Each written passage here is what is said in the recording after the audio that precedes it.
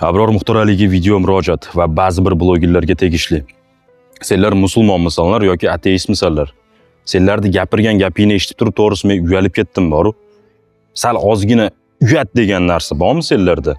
Sal Xudodan qo'rqishgina, Xudoning yo'lida qilinayotgan narsani biznesga aylantirib olishibsan. Xullas bir opamiz menga ertaman yozyapti, uka deyapti, farzandim 4 yildan beri kasal deyapti. Kuniga 5 martalab, 6 martalab deyapti, sudurgi bo'lib qoladi deyapti. Licheniyasiga deyapti 20 ming dollardan oshiq pul ketar ekan deyapti. Licheniyasiga pul topish u yerda tursin, men 2 kundan beri qoniga yegani narsa topib bera olmayapman deyapti. Agar imkoniyatingiz bo'lsa deyapti, ehson video qilib bering deyapti. Deyodi, opaga men sharoit tushuntirdim. Opa dedim, mayli dedim, Alloh yo'lida video qo'yib beraman dedim.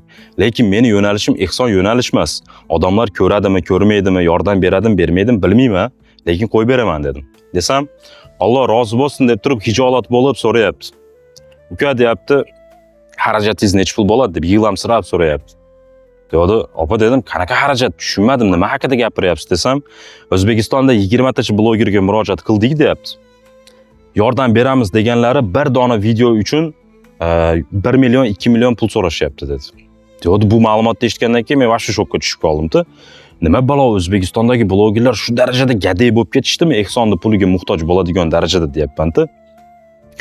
Senlar blogersan-da, bir reklamani orqasidan boshqa tomonlama ham tirikchilik qilib olsang bo'ladi. Lekin Alloh yo'lida qilinayotgan narsani ehsonni tekinga qilib bersang ham bo'ladi-yu degan narsa bo'lyapti-da. Endi shu yerda men Abror Muxtoraliga savol bermoqchiman-da. Qaysidir bloger ehson yig'ib berganiga, ya'ni o'zini xizmatiga 1 million 2 million pul so'rashi bu qanchalik to'g'ri narsa? Xohlang ko'cha tomonlama, xohlang diniy tomonlama, xohlang mantiqiy tomonlama shu savolimga javob topib bersangiz xursand bo'lardim. Videoda boshida ismingizni ishlatib ketganimga rozi bo'lasiz degan umiddaman. Videoda ko'proq inson ko'rishi uchun ismingizni ishlatishga majbur bo'ldim. Endi asosiy masalaga keladigan bo'lsak, agar kimda kim oxiratimga zarracha bo'lsa ham savob ishlab ketaman deganlar bo'lsa, kommentariyaga opani karta nomerini yozib qoldiraman. Imkoniyatingizlardan kelib chiqib ehson qilinglar. Agar qo'lingizlardan ehson qilish kelmasa, tanish bilishinglarga bu videoni jo'natib qo'yinglar. Kimdir ehson qilsa shu narsaga sababchi bo'lib qolib, sizlar ham savobga sherik bo'lib qolinglar.